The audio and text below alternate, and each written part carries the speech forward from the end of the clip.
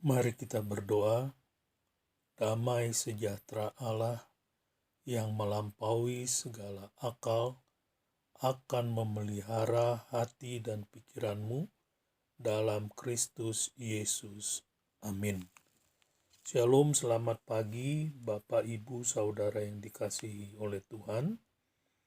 Renungan firman Tuhan di pagi hari ini terambil di dalam Injil Lukas pasalnya yang ke-9, ayatnya yang ke-18 sampai dengan yang ke-21. Injil Lukas pasalnya yang ke-9, ayatnya yang ke-18 sampai dengan yang ke-21, di bawah satu perikop pengakuan Petrus. Demikianlah firman Tuhan. Pada suatu kali, ketika Yesus berdoa seorang diri, datanglah murid-muridnya kepadanya. Lalu ia bertanya kepada mereka, "Kata orang banyak, siapakah aku ini?"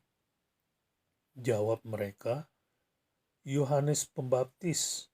Ada juga yang mengatakan Elia. Ada pula yang mengatakan bahwa seorang dari nabi-nabi dahulu telah bangkit." Yesus bertanya kepada mereka, "Menurut kamu, siapakah aku ini?" Jawab Petrus, "Mesias dari Allah." Lalu Yesus melarang mereka dengan keras supaya mereka jangan memberitahukan hal itu kepada siapapun. Demikian pembacaan firman Tuhan. Bapak, Ibu, Saudara yang dikasihi oleh Tuhan, bagian firman Tuhan ini secara eksplisit memunculkan pertanyaan yang paling mendasar bagi kita semua, yaitu siapakah Yesus itu? Pertanyaan Yesus ini tidak hanya dalam sebatas pengertian intelektual atau pengetahuan saja, tapi juga dalam pengertian secara pribadi, yaitu di dalam diri kita. Siapakah Yesus itu di dalam hidup kita? Apakah dia seorang pemimpin, seorang teman, seorang hakim, seorang guru, atau bagian dari semua yang kita sebutkan di atas tersebut? Orang banyak mengikuti Yesus karena mereka tertarik untuk melihat mujizat-mujizat yang dilakukan Yesus. Tetapi mereka tidak memahami makna rohani dari misi Yesus yang sebenarnya. Pemberian makan kepada orang banyak melalui 5 roti dan 2 ikan tetap saja tidak memberikan pengertian kepada orang-orang itu tentang pribadi yang memberi makan kepada mereka. Kemudian Yesus mengajukan pertanyaan yang merupakan dasar dari iman dan pemahaman teologis para murid.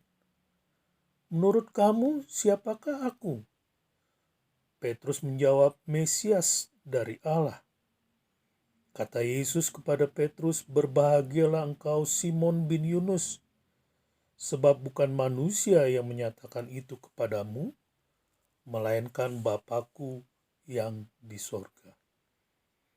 Bapak, Ibu, Saudara yang dikasihi oleh Tuhan, Yesus selanjutnya memperingatkan para murid untuk tidak memberitahu siapapun, dan kemudian dia memberitahu mereka, yaitu para murid, tentang kematiannya di atas kayu salib.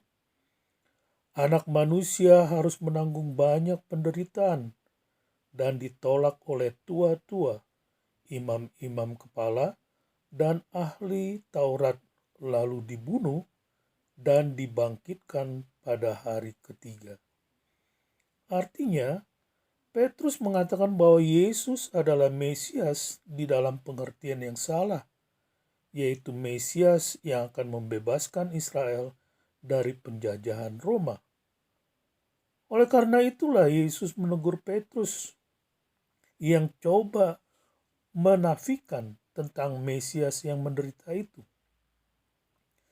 Yesus berkata kepada Petrus, "Enyahlah iblis, engkau suatu batu sandungan bagiku, sebab engkau bukan memikirkan apa yang dipikirkan Allah, melainkan apa yang dipikirkan manusia. Baru kemudian setelah peristiwa kebangkitan Yesus, para murid memahami istilah Mesias yang sebenarnya. Dengan demikian, melalui uraian firman Tuhan ini, maka yang menjadi pertanyaannya bagi kita sekarang adalah, apakah kita juga sudah memahami dengan benar bahwa Yesus adalah Mesias di dalam hidup kita? Selamat beraktivitas, Tuhan memberkati. Bapa, terima kasih untuk firman-Mu di pagi hari ini, bahwa Engkau adalah Mesias, Anak Allah yang hidup, yang mati di atas kayu salib untuk menebus dan memperbaharui kami sebagai ciptaan yang baru. Di dalam iman kami percaya bahwa Engkaulah juru selamat kami yang hidup. Berkatilah Bapak, Ibu, Saudara yang mendengarkan firman Tuhan di pagi hari ini, di dalam aktivitas mereka di sepanjang hari ini. Tuhan Yesus memberkati mereka. Terpujilah nama Tuhan, di dalam nama Tuhan Yesus kami berdoa. Saudara-saudara, arahkanlah hatimu dan terimalah berkat Tuhan. Tuhan memberkati engkau dan melindungi engkau. Tuhan menyinari engkau dengan wajah-Nya dan memberi engkau kasih karunia. Tuhan menghadapkan wajah-Nya kepadamu dan memberi engkau damai sejahtera. Amin. Shalom.